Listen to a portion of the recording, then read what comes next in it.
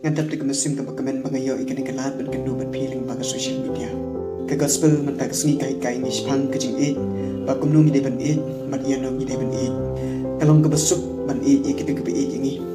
Hanre ha ka gospel man ta kasngi uji sui kai ni ba imde ban it tang ikite ka it yangi.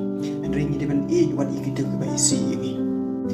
Kalong sisa ka ba ban le kane.